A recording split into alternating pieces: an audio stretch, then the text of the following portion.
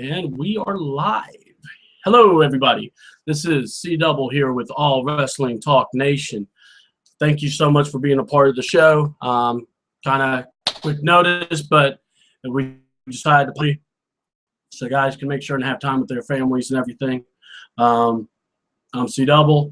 Want to thank everyone. If you're checking out on YouTube, C Double channel, you want to go on, go through the website, allwrestlingtalknations.webs.com. That's another place you can find us. This link will also be channel, so definitely check us out. We've been having a good response from the last interview, Ms. Pandora. Tonight's interview with the Brute, Mark James here. We're going to just plug the next week's shows so you have an idea what's coming up. On the 15th of August, yes, wonderful, or April, wonderful tax day, you're going to have Antoine Brewer from APW, works over in Royston. Very solid wrestler, worker.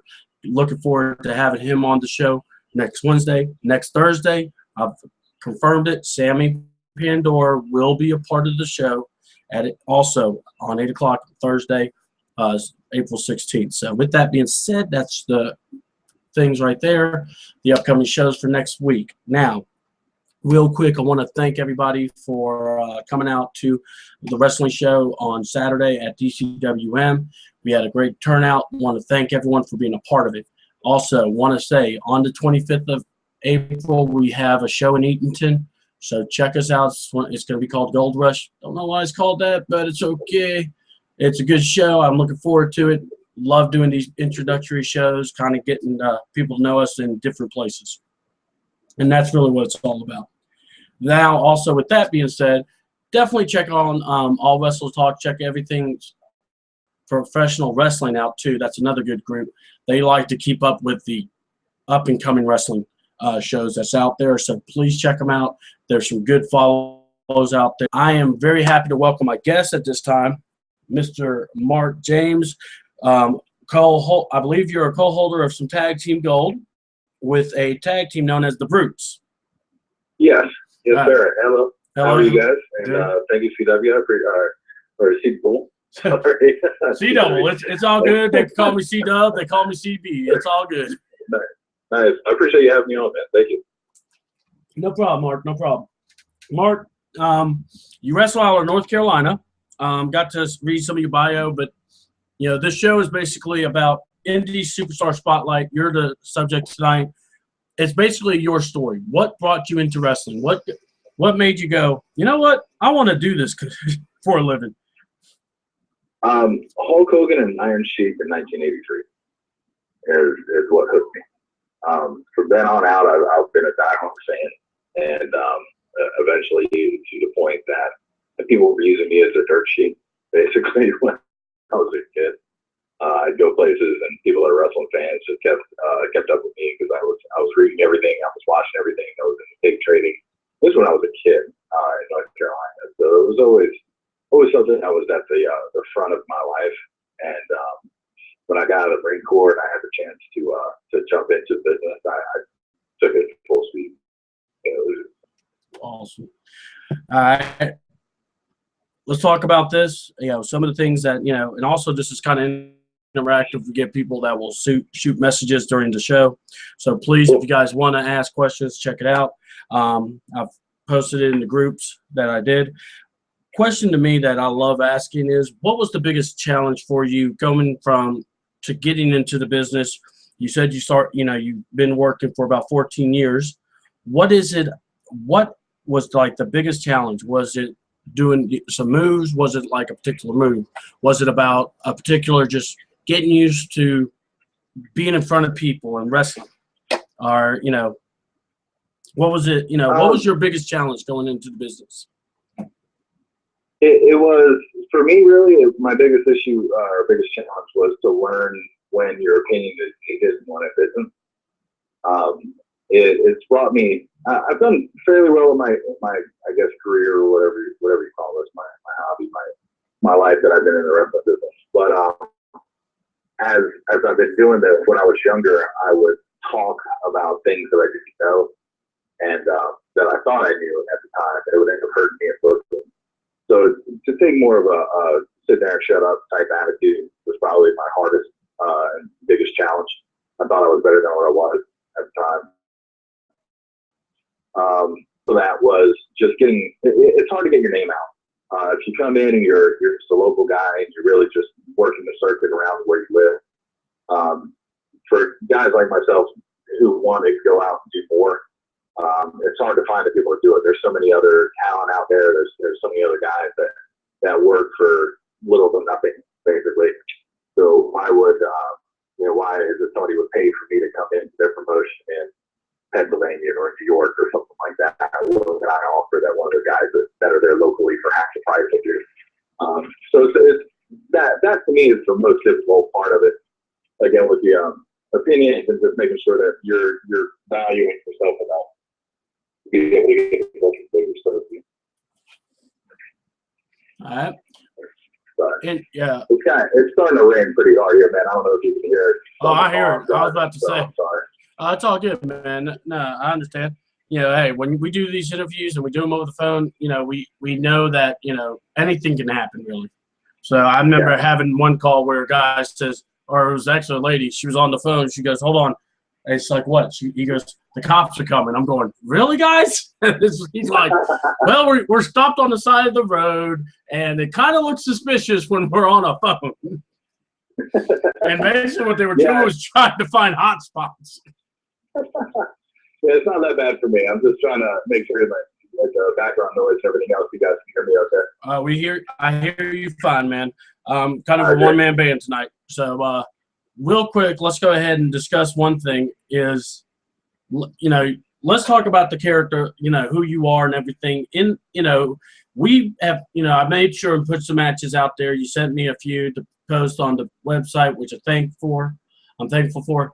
But let's go ahead and ask, if someone has never seen you wrestle, not know, what your, gimmick is or who you are, kind of give us like a peek in the window. Let's see who you are, in the business. What, tell us about Mark James, the wrestler.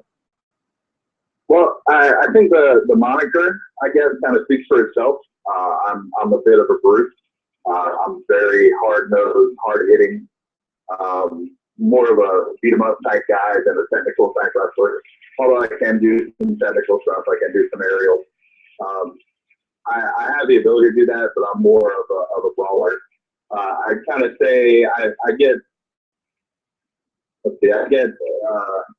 compared to more of a Stan Hansen or a Williams, Dr. Death, not Stone Cold, and maybe an Arn Anderson at times, things like that. Guys that just kind of go in there and rough people up and just take them for what they want.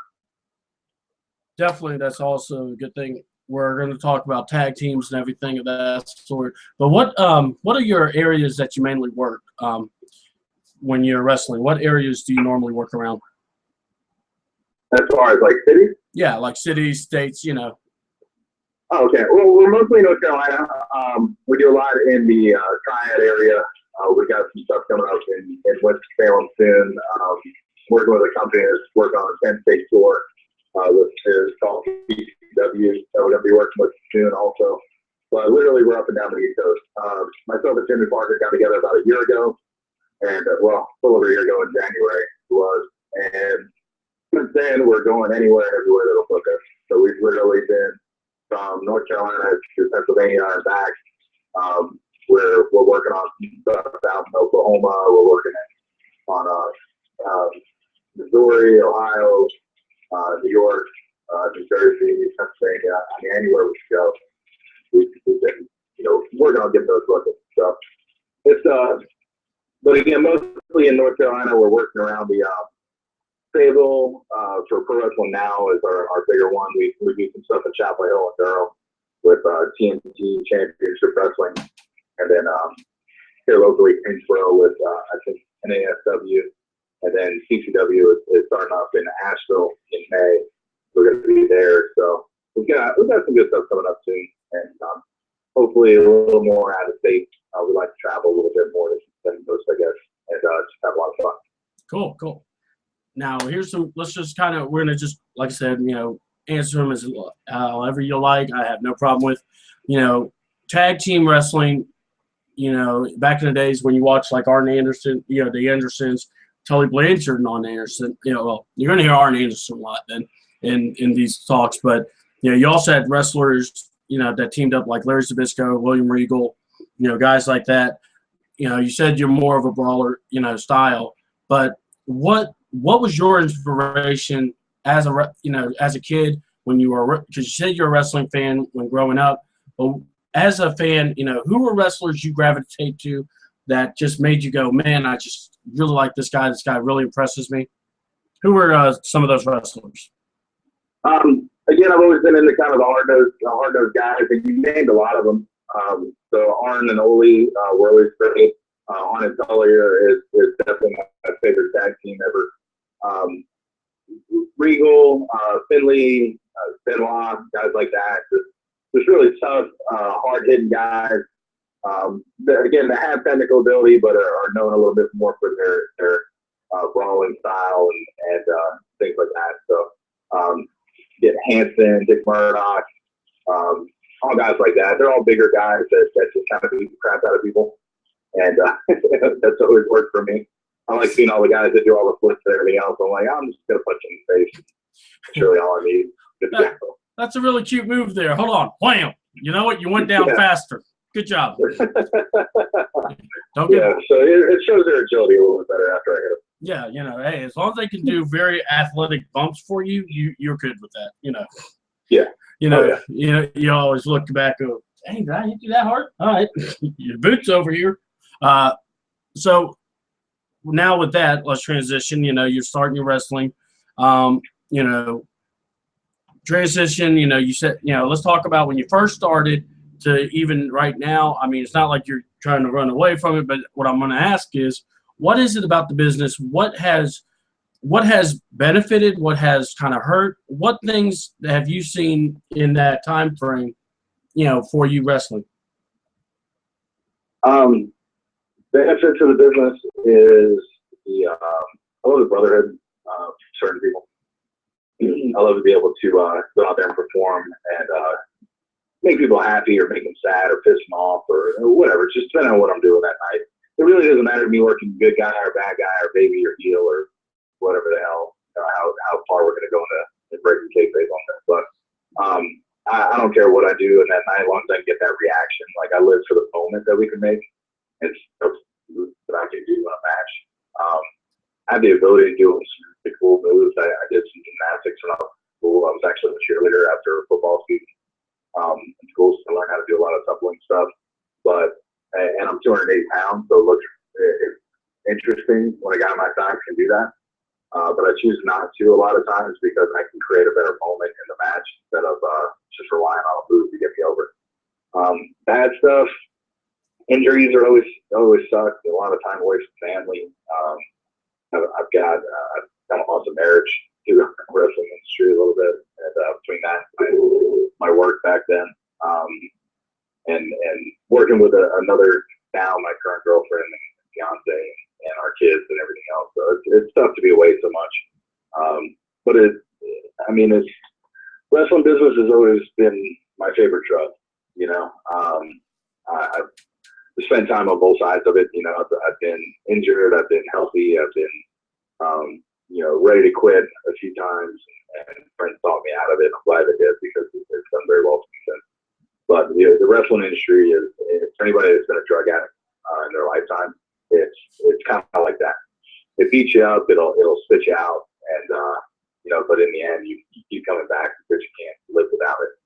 And that's kind of where I'm at for wrestling business now. I understand that. I mean, talking with quite a few guys, it's like you see it in their eyes when they're in the business, they're wrestling, they're doing their thing, and they just don't want to leave. You know, it's like they want to be around it. You know, it's that camaraderie.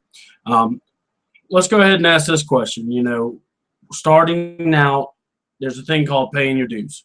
You know, it's, you know, and we're, you know, a lot of us, you know, it's like we really like to hammer it home to a lot of these young guys, and even guys that, you know, it's funny, we say young, but mainly like green guys. You know, you want to kind of install to them, you got to pay your dues. You got to, you know, you just can't show up and think, I'm the greatest thing since sliced bread. And, you know, bam, you have no clue what you're doing in the ring. Mm-hmm. What, talk about that, paying dues, what's mean to you in this business?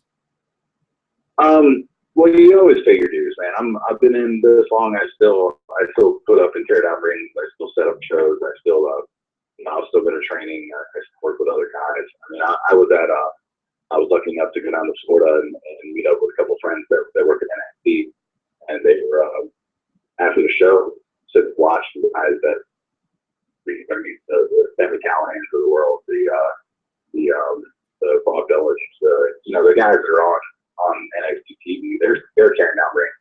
Mm-hmm. They're putting everything in the truck. You know what I mean? Like it never stops. You're always paying your dues in some way, shape, or form. When I first got into business, it's hard when you're first starting because you got a skewed thought process of it. I started with V3 training out of Greenville, North Carolina, which is big vein acts. Two really good guys. They were great to show me the basics. I still talk to them. I still work with them from time to time. But they were there and they were working on their tag stuff and they were trying to teach us at the same time. They were still kind of young in the business, and I didn't realize that at the time. So I early because of I got tired of being like a tackling dummy for them, and I didn't feel like I was learning enough. And I went and tried to do it on my own. I was getting bookings already, so I thought I was hot shit. People are like, can we curse on this, by the way?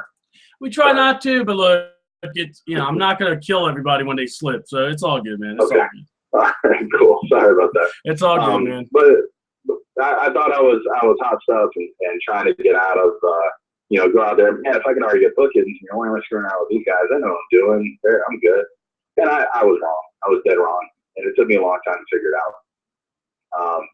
So it through years of continually trying to get on shows and doing what I could to learn my craft. I did refereeing for people. I did ring announcing. I was timekeeper before bell ringer, as everybody calls it, for some ungodly. Yeah, I did timekeeper at this place called Power Pro Wrestling for a while just to get in there. And, just whatever I could, I ended up being a heavyweight champion at that place like 3 times. So it's one of those things that when the world gives you that opportunity, you got to take the opportunity. And whatever it takes to be able to do it, you got to do it. If you need to start off in the mailroom somewhere and earn your way to the top, then kick in the mailroom be the best job that you possibly be. Get your way to the top. In the wrestling business, if you need to put up a ring to get a booking somewhere, then put up a damn ring to go get a booking.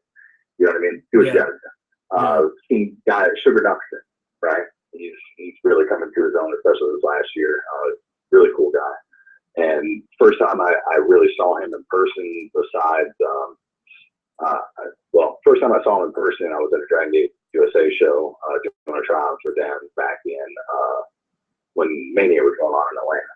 Okay, and Sugar was working a pre-show on it, and every time I would ended up running one of the cameras for him, I was running the cables for it.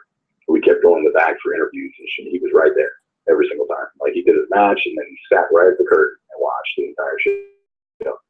And after a show, tearing down and all that stuff. The very next time I saw him, I watched on Shakara for a while. That I thought was really the only place in the world and all that stuff. Next time I saw him, he's working ring crew for Ring of Honor, trying to get on the show.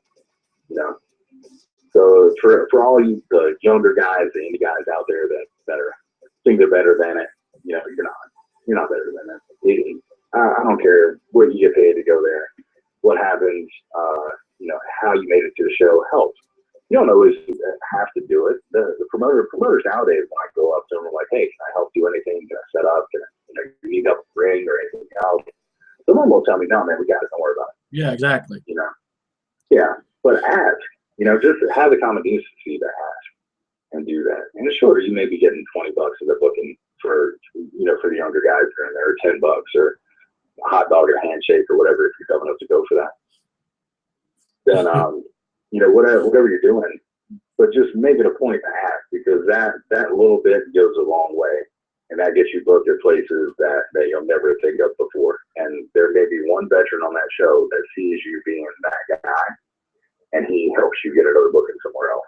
That'll make you money, or maybe get some eyes on you that people haven't seen before, or get you a tryout with WWE or something like that. You know what I mean? So you never know where it's going to take you. It's just work. And, apologize if, I'm texting people ask questions and stuff. One of the popular question is, and we kind of went into it. And I love that you mentioned WrestleMania in Atlanta because I was at that one. Love that. I mean, when you look at it, and I tell people this, you look at it, may not have been the best WrestleMania, but if you've never been all your life and you went to one, it's at least a good one for you, So I definitely, appreciated them doing that. What has it been like for you starting, when you started this business, you got the bookings and everything. Now, did you start it as a singles wrestler, then tag team, or how's that work for you? Well, I've been singles most of my career, and I started off like that doing, mostly singles. I did a couple tags here and there. It hasn't been when I got into Power Pro Wrestling. I started doing more tag team stuff. And I worked with this guy named Tito Rainey for a while, and him and I did this Dudley rip-off gimmick, which was terrible. But we had a really good time. We made some good money off of it, so it was good. And then afterwards, I went to singles again. And I really didn't get into tag until I did some stuff with TWF Mid-Atlantic with we've got Jason Miller and Donnie Dollars over there. So I was tagging there for about a year and a half, 2 years. And then Jimmy Parker and I hooked up, and it's been also racist since then. I mean, I guess we just found our niche, and it's worked. But most of my career, I've been singles. Well, in that regard, let me go ahead and ask that now. One of the top questions guys like to ask here, I'll have my co-host who'll ask it too, is if you had to work in a different spot, or if you had to work for any of the major companies, you have your TNA, you have your Ring of Honor, and you also have WWE, and you also have what's called Japan. What promotion would you wrestle if money was no object? And what I like to say is, if you could just be like, if you can develop your character as what you are currently, what would you basically inject and play? Basically enter and play. So what you're saying is, if the four promotions gave you the same deal, yeah, right? All deals were equal. You can choose any of them. Yep. Everything is exactly the same across the board. Yep. Which one would you go for? Mm-hmm. WWE. Okay. WWE. Yep. Without a doubt in my mind. Yeah. And anybody that says different is an idiot. Well, I mean, believe it or not, you get a lot of different responses. Like some guys say Japan, some guys say Ring of Honor. I had one guy say the only two that make sense. Yeah. Out of that. Yeah. Well, not even Ring of Honor. Like Japan would make sense, and then WWE would make sense. But here's my thing, and this is why I say what I say. Mm-hmm. Okay, I can go to WWE, and after I get out of WWE, I can go to Japan. I can go to Ring of Honor. Or I can go to TNA. Right? Yep. I can go to Japan, but never make it to WWE. I can go to Ring of Honor, never make it to WWE. Sometimes TNA may not make it.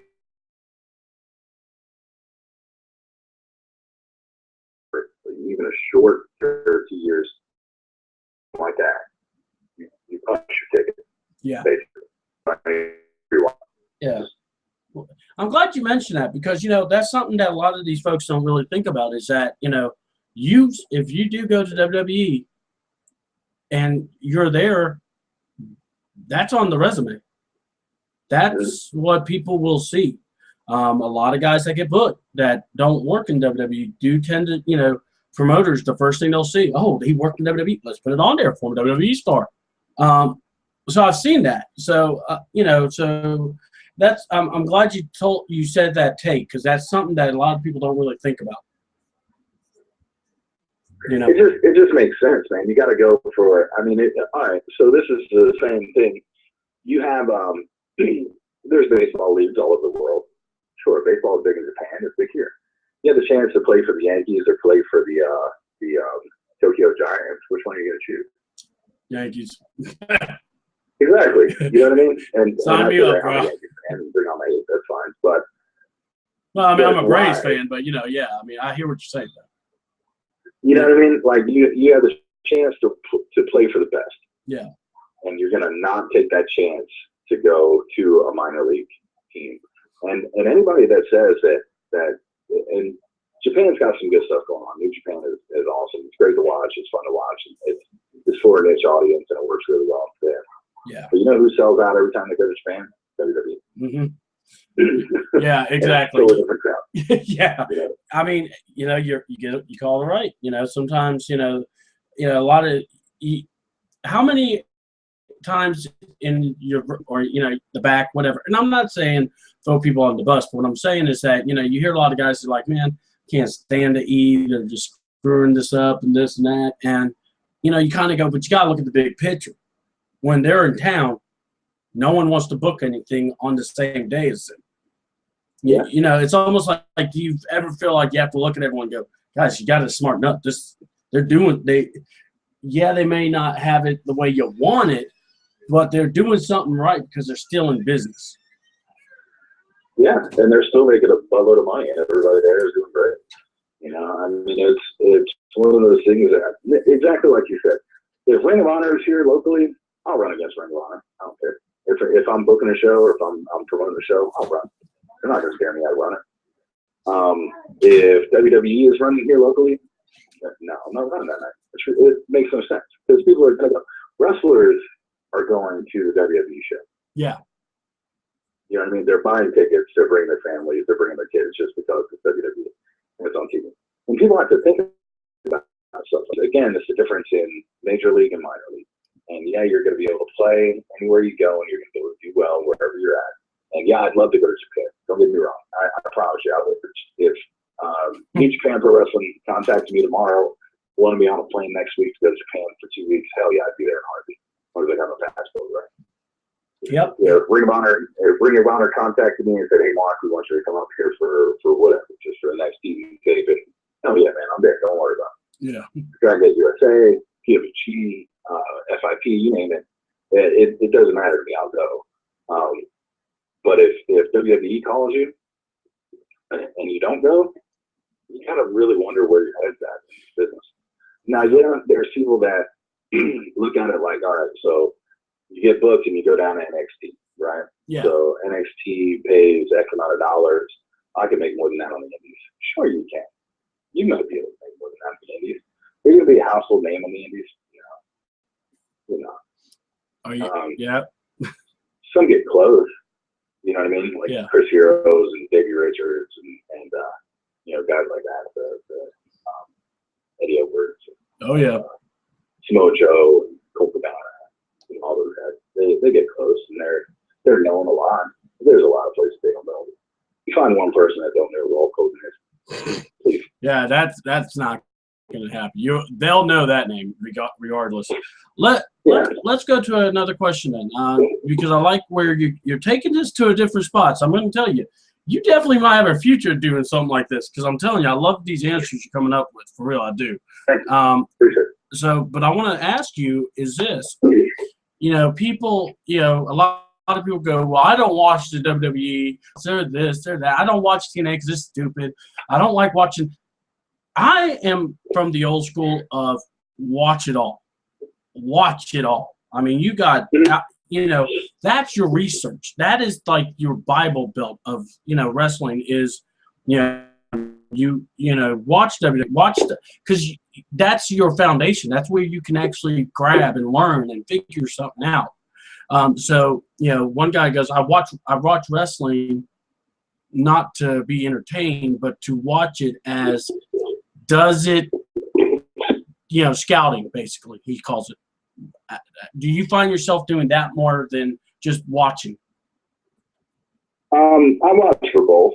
I watch for entertainment value because I have children and I like watching things that are going to entertain them. And then on top of it, I kind of like to lose myself as a fan from time to time, like the Mania and stuff like that. Like when I watch Mania, I try and be objective and not be so critical on everything that goes on. But I literally watch everything. If there's wrestling that I can find, I watch it. I've watched Lucha Underground every week. I mean, literally, you can go through my DVR and you'll see everything recorded, and you'll see me watching it when my wife's asleep because she'll kill me if I take over the TV the whole time. and I watched New Japan. I watched the old New Japan. I watched the new stuff. I watched British World of Wrestling catch stuff. I watched CMLL. I watched AAA. I watched Lucha Underground. I mean, if it's on, I watch. So, because eventually you're going to have to work somebody from every style. Exactly. And you need to know how to be able to react when they're doing certain things. I've trained with luchas. I have trained with American style wrestlers. I've trained with guys from England and learned British catch and had a lot of fun with it. So it gives me the ability to say, hey, you can put me in the ring with anyone. Yeah. And I'll make it work. And that gives me a lot of advantages when I get booked places that I can work with anybody. So it makes promoters a lot more happy. And it makes me happier with my matches in the long run. The guys that I wrestle a lot happier too. So it's a lot of fun. Let's talk about this with business and everything. In these matches, you know, you get to go. When you go to do a wrestling match, what are your, you know, you talked about yourself being more of a ground pound brawler style, you know, more technical when you can be. But matches that, you know, you kind of set yourself, you know, like what style of a wrestler you like to wrestle? Because sometimes styles make fights. So what's your style? What style do you enjoy wrestling more than others? I'm really not a big spotty guy. Mm-hmm. So if you get a guy in there that has to call everything in the back, it throws me off a little bit because I'm old and I get hit in the head a lot and I can't remember much. It doesn't work well for me. If you understood why I laugh so hard, because normally the guy that's my co-host would look at you and go, "I told you." It's tough to do that, man. Now I can do matches like that. I can work with guys like that, and hopefully I'll keep up with everything. But it's just tough to do. I like working with guys that can call it in the ring. I like working with guys that can understand and feel the crowd. Yeah. And just kind of work off the emotions. Again, I want to create moments. I want to, like, we can go through, and I've been to plenty of shows where guys are like, man, look at so-and-so who did that crazy ass moonsault off the top of the rafters through the table, whatever. Mm-hmm. Right. But I want to be the guy that can follow that match up with a solid wrestling match and people talk about it after the show. Yeah. Let's see. Biggest thing I can say is we went up to Pennsylvania first time for this company called Rage for Wrestling, and we the show got switched around and some guys got there late and some stuff happened, so they moved us to after a TLC match. The TLC match was great. There's a couple of really good groups in there. These guys were Riot City from out of Maryland, and I don't remember who the other guys were. Anyway, they killed themselves.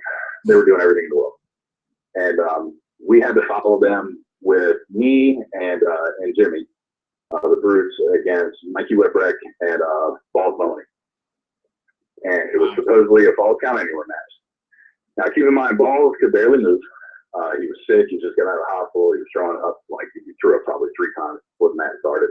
Once directly after the match, next to the ring. and it was pretty much us and Mikey. This was one of Mikey's desires. And we put on a hell of a match. And we didn't, it was supposed to be Falls Count Anywhere. We kept in the ring the whole time. It was a good, pure wrestling match that made a lot of sense, that told a story, that made a moment that people still remember. That's what I'm out for. That's what I like. That's the people I like to wrestle with. And if I can find them, then great. You know, I'll work with anybody. That doesn't matter.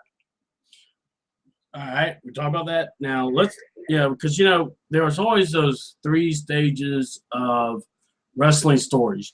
You have your ring, you have a crowd, and then you have a locker room story, or as I like to say, locker room, and then you have the road stories. It was always fun. So, with that being said, in the ring, you ever had a match where you were just like going, "What did I just do?" Or what just happened here? And it's like, it could be anything. It doesn't have to be, like you just looked at each other and go, "We got to finish this match." But you know what I mean? It's like just something oddball that made you go, "Wow, did that just happen?" Like a good or bad thing? Good, bad, whatever. I mean, like one of your memorable moments in the ring that you just went, I'll never forget that. I did a moonsault off a cage once, and that's still kind of talked about this day, which goes completely against what I was just talking about. But we built up to it in the match. I mean, it made sense for what we were doing. But yeah, I did that, and I'll never forget it. Most things I remember in matches are things that people screw up. So, I remember all the mess ups, all the bad stuff. Oh, that's fine. That's the times where people forgot to catch somebody, or moved out of the way, or somebody got hurt or something like that. Or, working with guys that don't know what they're doing. I remember that stuff. So it was weird. All right, let's talk about something like that. Because see, I'm going to go here. There's one time I'll never forget, and we learned a valuable lesson. I tell people, we got to see what you got in the ring. And now, normally we rent if asked upon, we can rent the ring out. So we're traveling to a spot. I'm not going to name names because I'm trying to be nice, because this guy might come back anyway. And if he does, he's going to have to get a job out. But anyway, we went to this place, beautiful area, set up. We're putting the ring together. And they're all his crew, because he's like, can you bring some guys to do a couple of matches? We're like, well, yeah, we'll bring a few. So we bring our guys. And I call in a favor on a friend that, said he'll come and do the show for us if we need it, if we were in a pinch. So we were. He came in, big dude, too. He comes in, all right, I'm ready to go. We're going to get your tag team. I was like, yeah. He's like, cool. They better bump a lot. I'm like, they will. So now we're looking at the other guys, and these guys are looking at the ring like, I'm trying to think. A kid looks at the ice cream store, an ice cream truck. And then I look at them and shake their whole minds. Get inside the ring. And do what? Run the ropes. Got to see if you're comfortable. Oh, my God. You thought we saw a bunch of baby giraffes being born because they could not stand in that ring. It was, oh, my God. It was terrible. I ain't going to lie. And what was hilarious, we would have a really good match with our guys, and then one of theirs, and then a really good match with our guys, and then one of theirs. And then one guy looked at me, can I wrestle with y'all? I'm like, you need to get training. So yeah, really. Talk about the importance of training. Have you ever had a moment, had one person tell me one time that she had a wrestler that looked her straight in the eye and says, I don't know how to bump. Do you know how to sell? No. And she looked at her, don't worry, you will. I will show you. Needless to say, she's never wrestled again since, but you'll learn that way. But have you ever had something like that happen?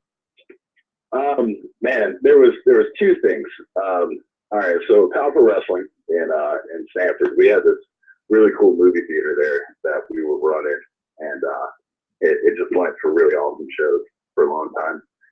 Well, anyway, we were up there training, and I worked out in the ring there probably 3-4 days a week, and I wasn't working at the time, so I was just wrestling and kind of living the dream and running the roads and having a good time. Well, I get a call from the guy Jim Fox, he was running the weekend, and he calls me up and says, hey man, this kid came up here. He said he's trained, wants to get in the ring, and I told him let's go. Told him to get in there, but he's like, no, I'm not ready. I don't have my gear with me. That was strike number one.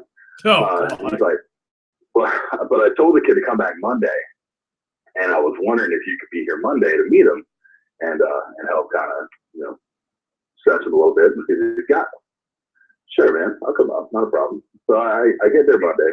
This kid comes in, he brings two of his buddies with him, and I started asking him questions. I was like, cool, you're trained already, right? He's like, yeah. I was like, where'd you train at? He's like, oh, I trained at a Fable, North Carolina. I was like, cool, who's your trainer? Oh, I don't know. I can't remember.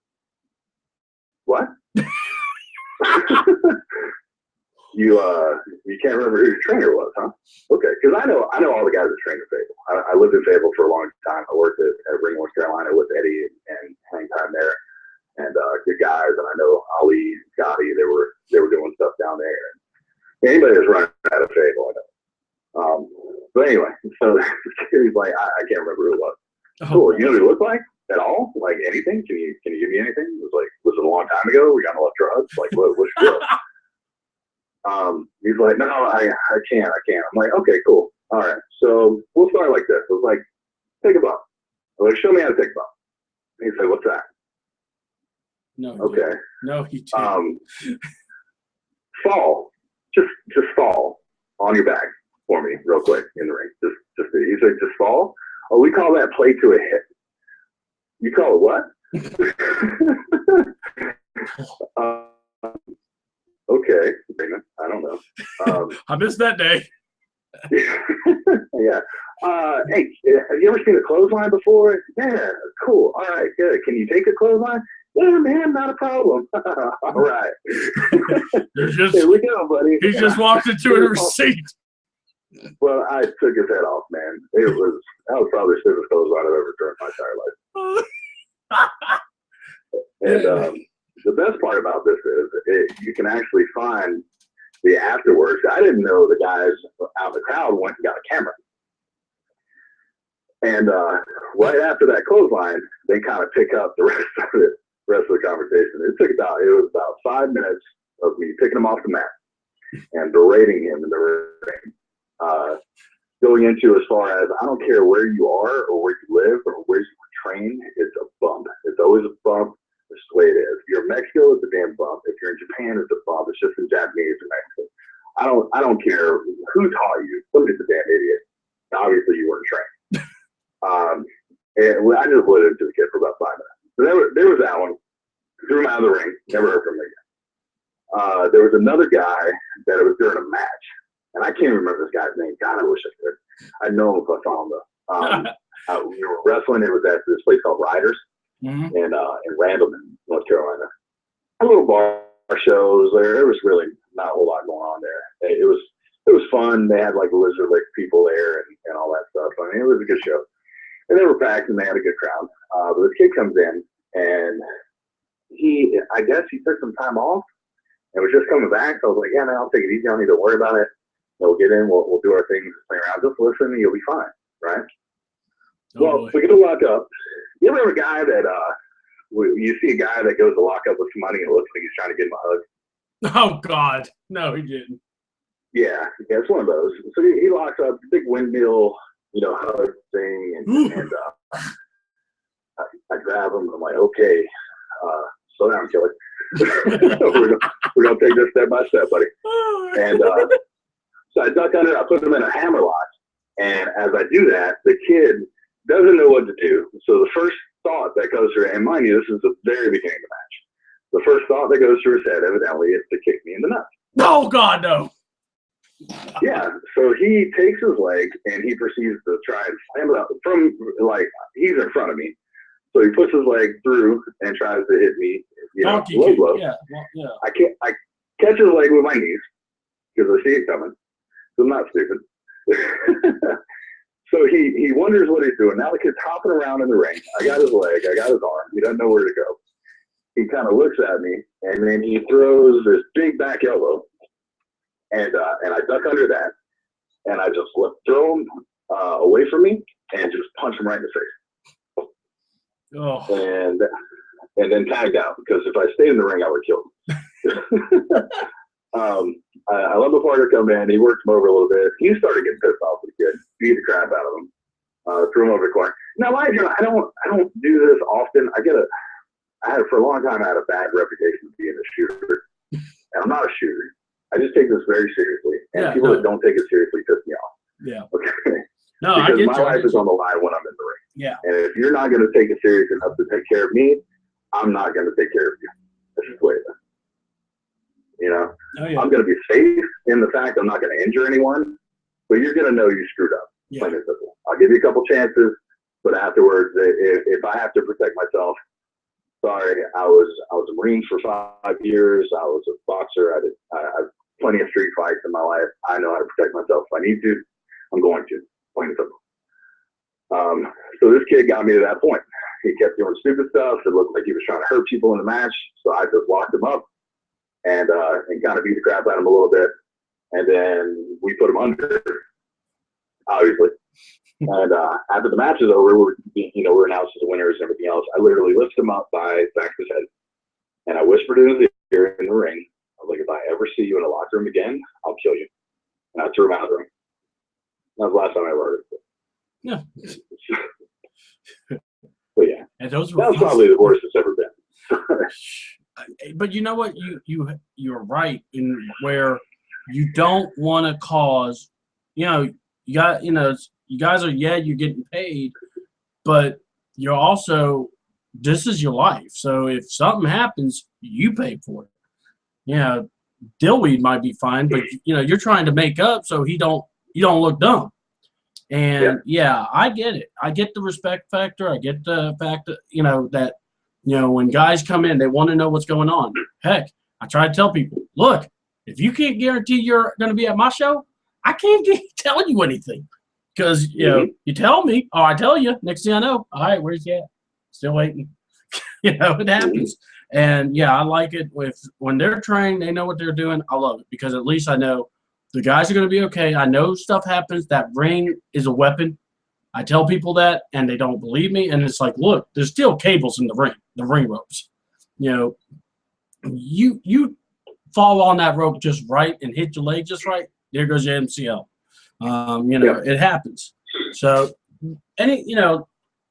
just as much as the ring can hurt someone, what about the locker room? How, ever had an issue with the locker room where something just went crazy that you didn't expect to have happen? Or fun things, anything. It doesn't have to be serious. It was, I was working with a company called AWTN, and this was probably 2002, 2003, somewhere there. It was right after 9/11, put it that way, whenever that was. So we're sitting in the back, and we had booked Conan and I think Norman Smiley on the show. And we had them, Conan was working with this guy named Sam, he's a Predator. And something happened during the match. I don't know what it was, but something screwy happened during the match. And Conan got a little pissed off. So I'm sitting there in the back, and I'm just kind of hanging out with the boys and everything else. Next thing I know, Bam comes to the back. He grabs something and then just goes outside. Conan comes back to the back, grabs a baseball bat. I don't know where he got it. It was like a sports thing back there. I thought we had them all put away. I guess we didn't. He found one, white knuckled that thing, and went right out the door after Bam. I stayed inside because I'm not stupid. I don't need to be involved. Look, if anybody from the Atlanta Hawks can tell you, you don't go wandering into a crime scene. No, you don't. Not at all. Funny thing, later on at the same venue, we did kind of, I guess this is kind of a locker room thing. It was kind of a match thing too. We had a guy, just did a tag match, me and this guy, Coltash Steve, against Donnie Steamboat and Stab Hollow Steve. And the end of the match, after it's over, I did this big dive over the top rope onto him. I was a lot smaller back then, by the way. So I did a dive over the top rope onto them, just straight plancha, and on the 4 guys, and we'll brawl and all that stuff and go to the back. So Donnie and Colcast brawl to the back, and they get back there. And as I'm walking up the aisleway, because Hollow's still back there, this other wrestler's wife, Johnny Lightning's wife, came up and he's like, Mark, but there's a guy here who's probably going to do something stupid here real soon. There was just a fan, evidently, who had drank a little bit before the show, and came in and started doing some dumb stuff. Well, as I'm walking up the aisleway, he's walking back down the aisleway past me. Okay. I didn't see him. So I turned around just in time to see him kick Apollo in the gut and give him a stunner. Now, Apollo went with it because he thought it was one of us and everything else. And thankfully, he did, because he probably broke his neck. He didn't. And as soon as I see that, I run back down the highway, take the guy out, plain and simple, just took him out, punch him in the back of the head. I'm yelling at him, screaming the whole time. I'm slamming him against anything I can find. I was a piece of crap, throw him through the guardrail. Paul and I come up, we throw him out the front door, and then we're back, kayfabe again. We walk, because we just worked each other on the match. And Apollo then goes to the back, grabs another bat. Whoever was hiding these bats did a terrible job in both of these. Apollo grabs another bat. I run up to him like, dude, you don't need a charge. Let me have that. And I took it away from him, put it back in the hole. I was like, we already whooped his ass. Let the guy go. You know what I mean? So we literally walked the guy to his car and got him out of there. Everything else. that one little venue was always something else. It was crazy.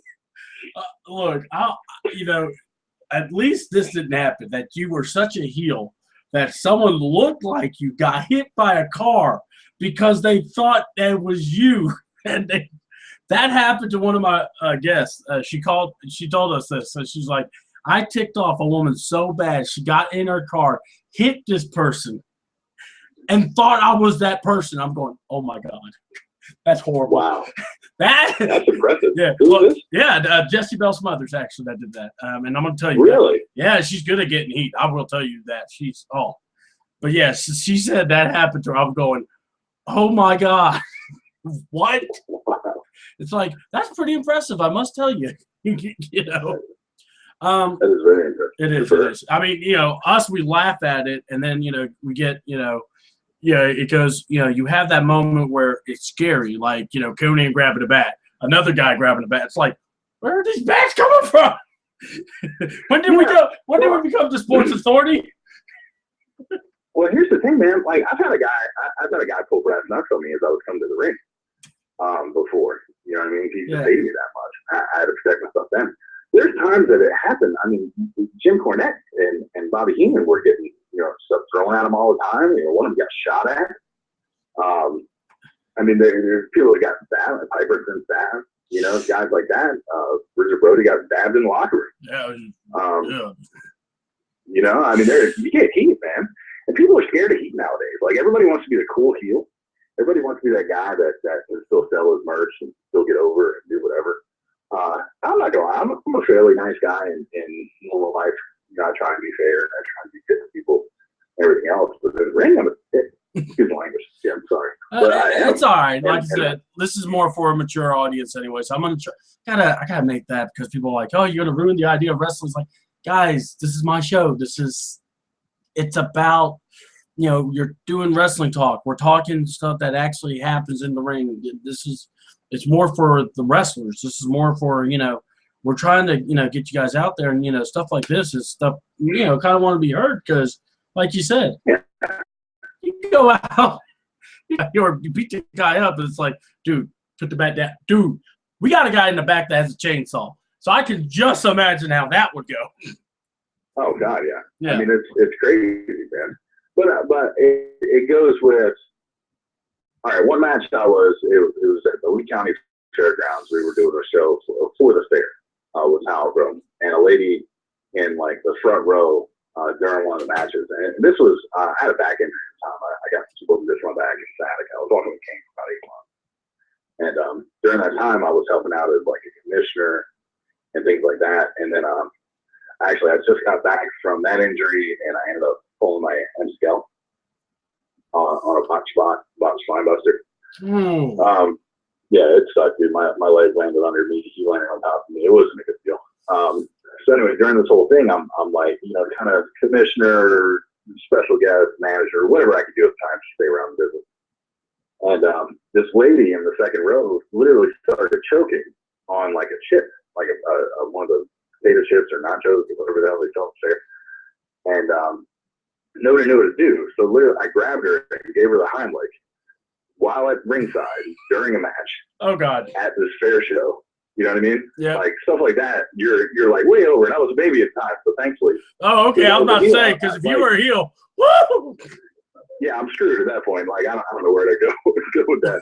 And if I was a heel, it's like, all right, what do I do here? Because you need to save somebody's life, and I know how to do it, but it's like, I don't want to ruin the gimmick. It's bad when you go, gimmick or save your life? Gimmick, save your life. Sorry, chick, you're dead. Yeah, I don't really like people that much, so you might have to take a back seat to the gimmick, maybe. Who knows? I'll pass the note. Hey, this is how you help her. Go for it. I'll see you later. But don't you tell her I told you. But luckily, I was a baby at the time, and it all worked out well. And I ended up, she spun up the chip or whatever, and she was fine, and everything was good to go. And she stalked me for a couple of years afterwards. It was weird. But I understand. I guess. It's like, lady, I saved your life. Maybe I crazy stuff like that has happened, though, man. It's good. But all right, so our favorite thing we talk about, road stories. You're on the road with your boys, going to a show. Something happens, and you're just looking at each other, cracking up, going, I can't believe we just went through all that. Let me put it this way. One time I'm driving down to South Georgia, and it was me. I had a total of I had 2 white kids, another big white guy sitting next to me, and we had a big black guy in the middle. And he said, and he kept yelling at when we had the windows down. We were in traffic. He yelled. He looked over, waved at the person, and went, "I'm being kidnapped, boss." And we're like, thanks, appreciate that. Oh man, honestly, I don't have a lot of stories like that, man. I run with a pretty cool crew. We joke amongst ourselves, but we don't really do a whole lot outside of it. Only the weirdest time, this guy Will Huckabee and Bobby Sanders. I met them up in Atlanta a weekend down there, and just walking through them all, we would say the most random stuff to see what reaction we can get. Similar to that, Will's black guy, and I was a big redneck white dude, and honestly, I could pull off the redneck white guy pretty easily. Living in the South and being bald headed with a beard. Just a little bit. It's almost for all white guys who are bald headed and have a beard. It's like kind of like 101. That kind of goes together. I'm originally from New Jersey, so I'm like the whole southern thing doesn't work for me. I've been here long enough, but and my girl now she's southern, but I'm just not used to that. But anyway, so we were just doing a bunch of random stuff in there. But as far as like stories like that, honestly, I don't have a whole lot. It's more jokes between each other and stuff like that. Yeah. We try. Yeah, sorry, I'm a little boring. Oh no. Well, it's just like you said, it's camaraderie, it's the brotherhood. When you're comfortable, it's almost like what you don't think is outrageous. If you told somebody, they would have looked at you and go, "Wait a minute, did you just say what you just said to that guy?" And he's okay with it. My favorite part was, it's like we're talking, and then one of the guys that I run with, he yells over at one guy going, "Man, I'll kick them crutches from underneath you." And one person's like, "How dare you?" And he goes, "What? He wants me to." And the other guy in the back is just going, it's like, you knuckleheads. And then, it always turns into some kind of gay innuendo or something with a lot of guys on the road. It's always so weird. Have you heard about the glove? No, I have not heard about the glove, but it might be now heard.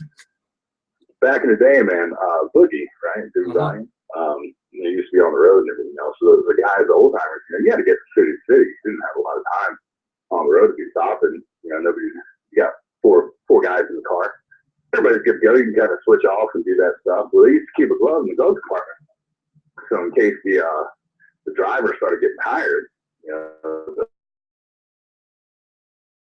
the passenger could put that way. Do his duty to keep the boy up and out. So we joke about that a lot while we're on the road, talk about the glove and everything else. But mostly me and Timmy, because we'll ride together a lot of places. But just random stuff like that, man. Nothing's gonna hurt anybody. Oh yeah, nothing. Yeah, as long as you keep, you have fun with it, that's all that matters. Oh yeah. Well, we're about running up on the time. I want to make sure you have your time with your family and everything. But I appreciate it. Hey, no problem. I appreciate you being on the show. Anything you want to kind of say, kind of like, what is it that, you talked about the drive, you talked about what's in you, but what is it that you just want to see for yourself in just doing this? You got more years probably in you to do it because, you've seen some guys just do it, as long as they can. So what do you like about this? What just makes you keep coming back for more? I'm quitting tomorrow. I'm done. Okay. But yeah, it's kind of my exit interview for some business. So thanks, I appreciate that. Oh, no problem. No, man, I like seeing. Well, a lot of the younger guys are students of the game now, and it's getting better. And some of the old timers and the veterans, the crotchety old farts that never really made it anywhere, except jobbing on WWE for 5 years or something like that, or 4 or 5 matches, and they think they know something. But there's a lot of young guys that are really smart with business. There are a lot of young guys that go out there and get things done. And you'll see them now. They're coming into NXT and they're coming into WWE, and you're starting to see a lot of the smaller guys take over. I mean, really, if anything I can ask out of the business is for just kind of make it better than you found it. Basically, that's something that Jimmy talks about a lot. He wants to make business better than when he found it. And for me, it's more just buying a ticket and taking a ride, and just good or bad, just enjoying it for where it is. I keep coming back because it's the one thing in my life that I've ever been truly passionate about. It's one of the first things I think of when I wake up. It's one of the last things I think about before I go to sleep. Obviously after my family, but it's one of those things like all day long.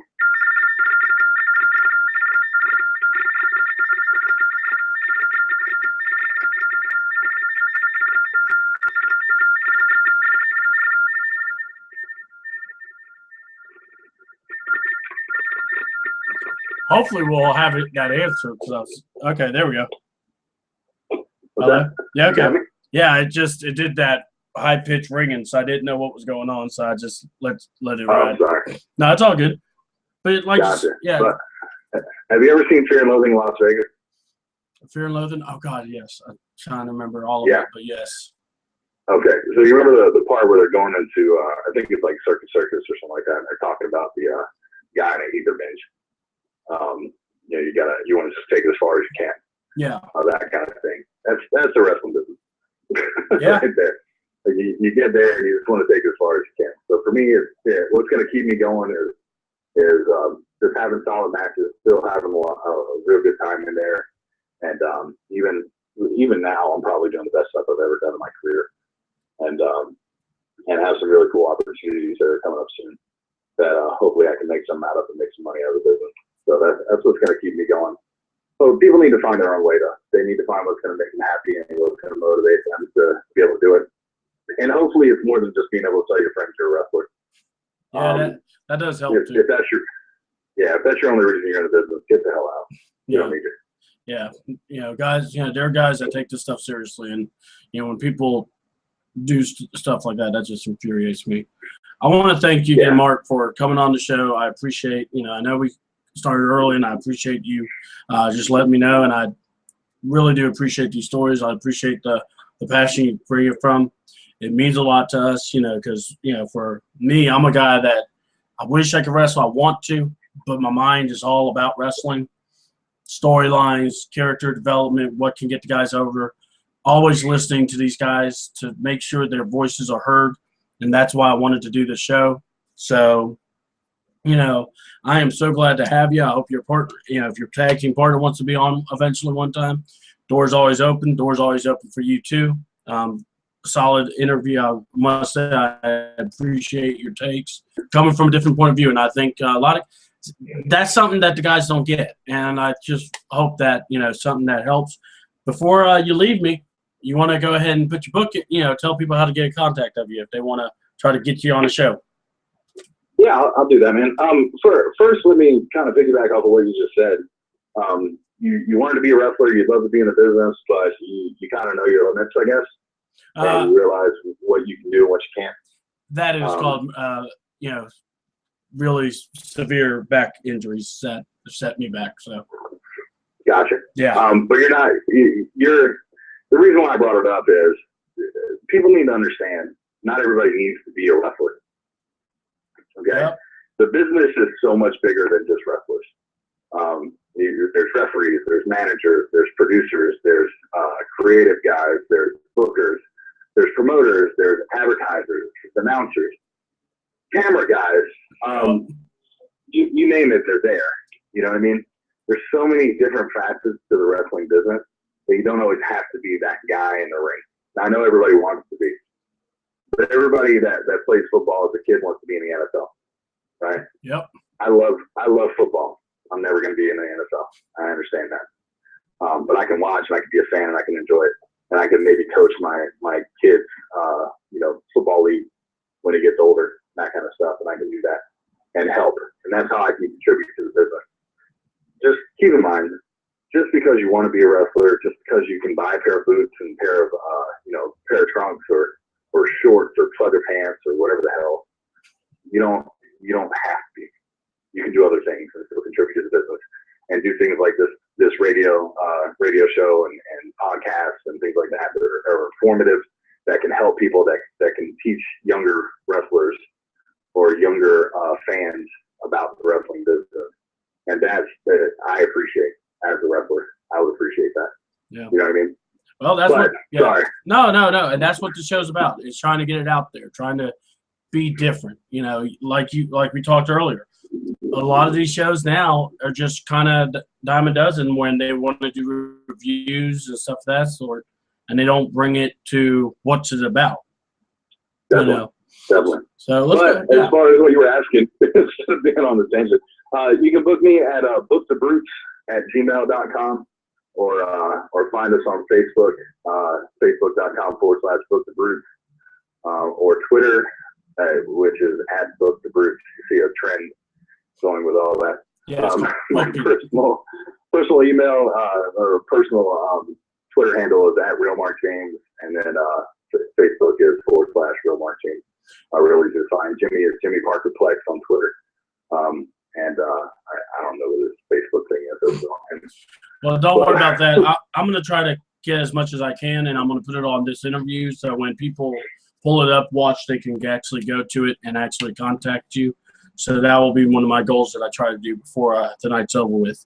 So that's just the way, we try to help out at All Wrestling Talk. So, I appreciate it, man. No problem, man. Hey, anytime, doors always open. We'd love to have you more. And, you go kick some butt, take some names, and if you're a heel, save the lady that's choking on Nacho. You don't want to be the guy. Come on, I know gimmick and everything. If anything, work the gimmick. That's when you go, you don't like me? Hold on. Boom, boom. You say and go, ha, I saved your life. You won't live without my help. You can work that. There's ways of doing it. That's a great idea. See? That's what I'm here for. I help people. I don't want murders happening. All right, man. Well, I appreciate you very much, man. So I'm gonna let you go. I'm gonna close out the show, but you take care, Mark. All right, you too. Thanks, man. I'll talk to you soon. All right, take care. Bye. Thanks, everybody. Ladies and gentlemen, that was the Brute, Mark James. Very solid wrestler. Very passionate about this business. Comes from a very good side where he makes a lot of good points. Definitely want to, if you're into this business, this is not a business for, you could get your dreams to come true, but you got to know there's a price to pay in all of this. So that's kind of, learn that every wrestler steps in that ring, they put their life in jeopardy. Anybody, referee, wrestler, cameraman, anyone, they put their life in jeopardy just doing that. So just kind of remember that. I know, it's a show, try to play that up, but, sometimes you just got to remember people are people. So, but with that being said, on the 15th, I got Antoine Brewer, Mr. Cheer for Me, wrestles out of APW in Royston. Check them out on Friday nights. They have a big show there. They always have good jobs. Check out my boy Cody McCulley. He's out there doing his thing. Check out my boy Patty Tank. He's out there. Mr. James Boulevard, Bolo. You want to check those guys. Every Friday they're at APW over in their area. Check out APW in Royston. They have all that information up there. Also, on the 16th of April, we will have Sammy Pandora. Not Pandora, but Sammy Pandora. She's another indie wrestler. We'll be getting her takes on some things. And, guys, look, if you have wrestlers you like to interview, like you want me to interview, send them suggestions to Facebook, my C-Double account, All Wrestle Talk Nation. We have the website. We even have where you can get a hold of us. Contact us. That's the lifeblood. We'd love to get more people involved. We're going to be getting some more podcast stuff set up. And, hey, look, we're growing every day. We're doing new things, trying to get better. Thank you very much. I'm C-Double, and I'm out.